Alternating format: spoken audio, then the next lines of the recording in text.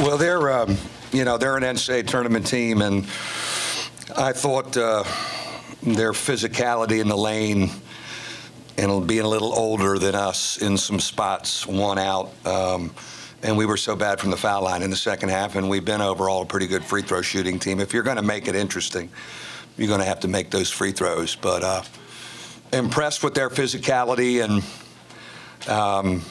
and I know maybe they haven't played as well, but I thought they played really well today. I know they didn't shoot it well, but I thought they played well today.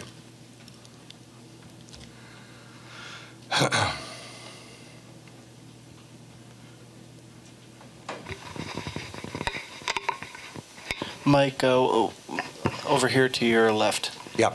When VJ King is engaged in playing well for them, how does he change their dynamic? Yeah, he is a slashing, driving, and obviously he's on the upswing. I know he sounded like he had a tough January or whatever, but he's really a gifted guy. VJ King and DJ Harvey come from kind of the same spot, and they're both guys that when they're in attack mode and getting into the lane and feeling good about themselves and confident, they really help their team. And it looks to me like VJ King is on the upswing.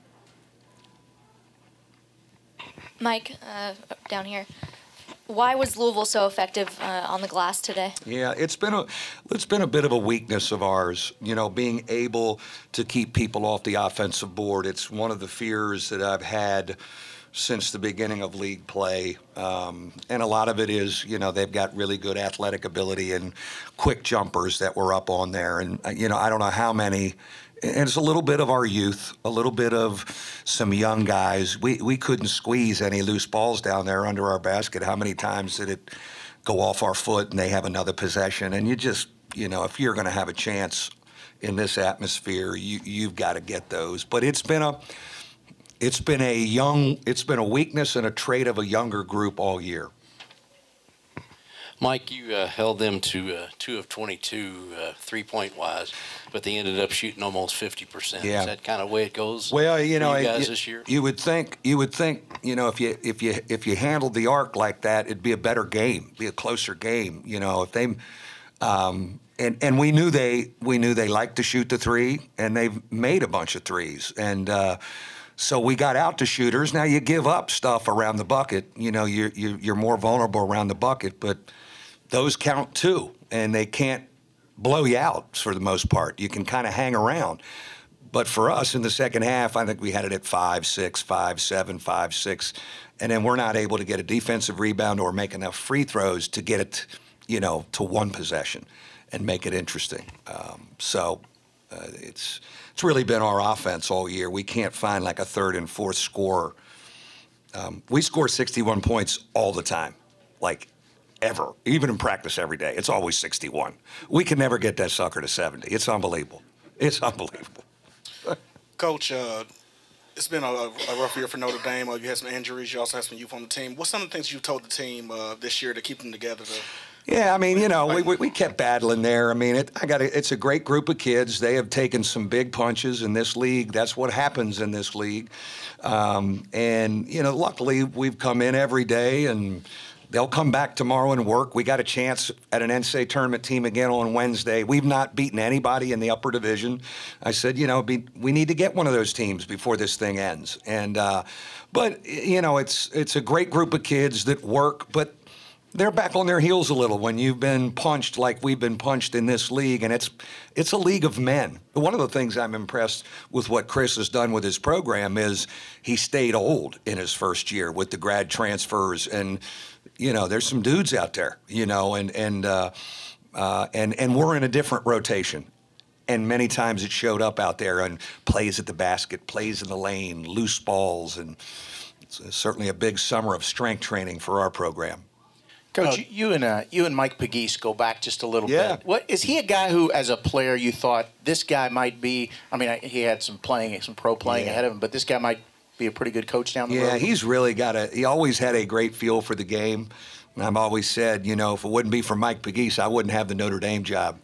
I rode Mike Pegues hard at Delaware, and two of our guards were here in town, and we got together last night, told some great stories.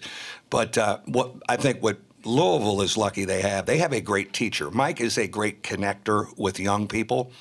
And I think he's a brilliant young coach. He'll be a head coach if he wants to be very soon.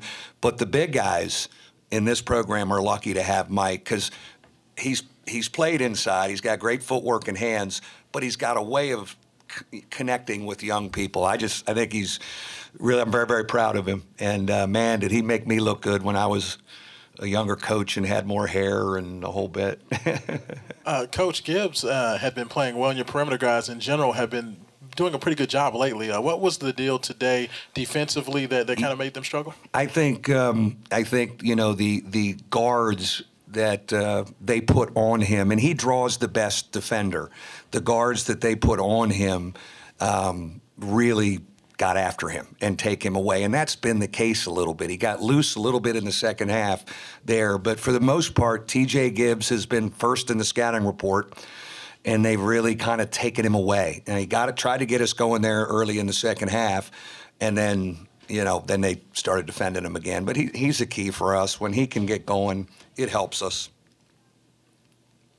Back to VJ King for a second. He's a McDonald's All-American, played at a Catholic high school. How hard did you recruit him, if at all? What were your memories of him at that point? Well, in D.C., we go back there a lot. It's been a good town for us with Hub and Harvey from there. We didn't do much with him, and I think, Louisville did a great job of getting on that early and getting it done pretty early, if my memory serves me correct. But saw him a lot and was always very impressed with him, and not surprised to see him blossom. And it gets to be very mental. And I think for him, you're seeing a guy getting more confident. It's the ebb and flow of a season, trying to keep a kid confident. And I've got a couple guys that I'm, trying to keep them believing and confident when you're having a tough stretch.